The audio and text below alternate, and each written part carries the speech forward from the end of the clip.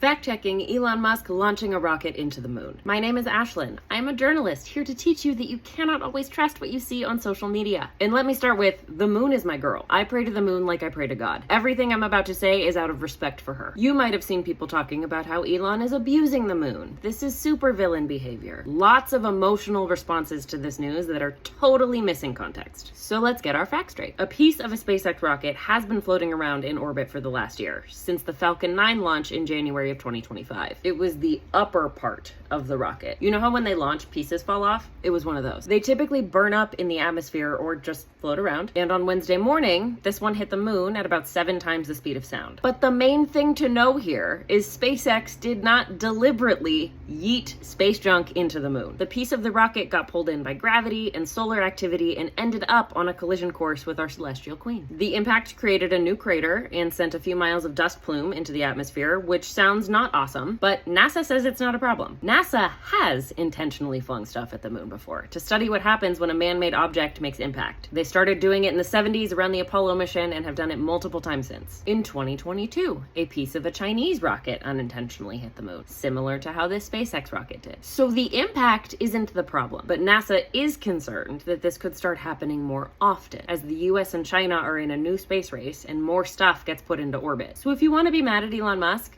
be mad at him for trying to normalize space tourism, not for this little piece of rocket that NASA isn't worried about. SpaceX and NASA are, of course, working together to try to prevent this from happening again, but it's not really clear what that means. The takeaway here is to read for context and history and listen to experts, not social media chit chat. Now go tell the moon you love her. Okay, thanks, bye.